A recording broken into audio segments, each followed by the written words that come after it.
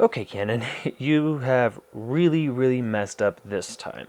Before me here are some of my most favorite lenses that I've ever really used, and I use them all of the time. This is the Sigma 150 2.8. It's my macro lens. I use it for my product photography and some headshot stuff.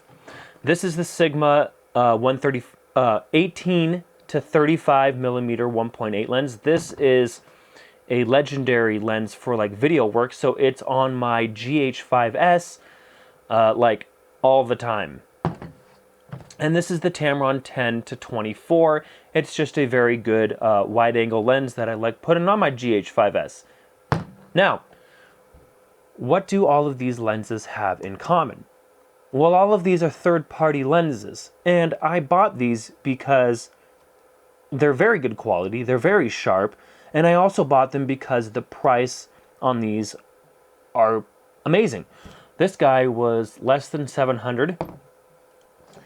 This was also less than 700, and I think I picked this one up used from KEH for like 350. So all of these lenses are very good lenses, very affordable. Now,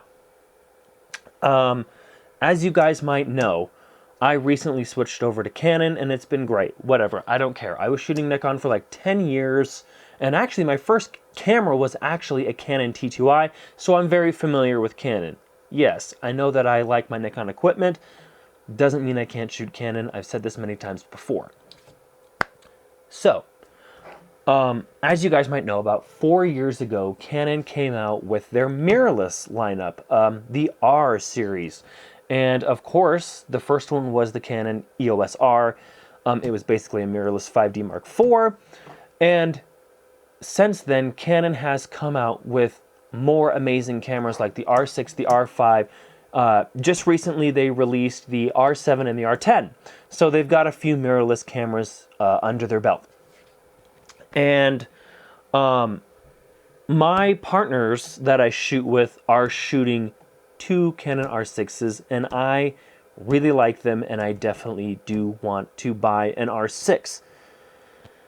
But the thing that is really stopping me from buying an R6 or an R5, one of the two, whatever, is the RF lenses. They are insanely expensive, and most native mirrorless lenses are very expensive. I know why. It's because they're very sharp, and when you pair them together, the autofocus is just flawless. I get that. Just because I can't afford them doesn't mean I can't shoot on, the mirrorless system, because obviously Canon, Nikon, Sony, Panasonic, they all have the adapter system, which is great, which allows you to adapt, typical DSLR lenses like this. Now, Tamron, Sigma, and a few other brands started making RF lenses, which is great, and they've been doing it for like Panasonic and Sony, and I think there might be some, I'm pretty sure there's Nikon lenses too. And that has been phenomenal, because now you don't have to spend at least over $2,000 a piece for a mirrorless native lens. As of recently, Canon has banned these third-party companies from making the RF lenses, which is not a very smart move. Now, I understand why they are doing this. They want to do this because, well, first of all, they have patents on these the mounts and the lenses, and Canon has a patent on a lot of different things. And another big thing, I think, why they did this, and this is probably the biggest reason, is so that you just stay in the Canon ecosystem. They want you to be locked in, and they just want you to stay in Canon. I think that this is a very bad option, and my biggest reason is this. I think Canon is going to be selling less mirrorless cameras, which is a bad thing, because as we know, the world is kind of shifting over to the mirrorless system. And with Canon canceling and banning these third-party lenses. I just don't think as many people are going to be getting into the Canon mirrorless ecosystem. Now, I know that they don't want to cannibalize themselves, because we've seen this before. Like the video stuff, Canon has done it. They have kept, the 30-minute record limit, even though the taxation thing has been lifted. They're doing that because they don't want to cannibalize their cinema system. We get that, because they have gotten so good, and that they are at the top, that the only competition is themselves. Seriously, that is the only thing that they have going against them, is themselves. There you guys go.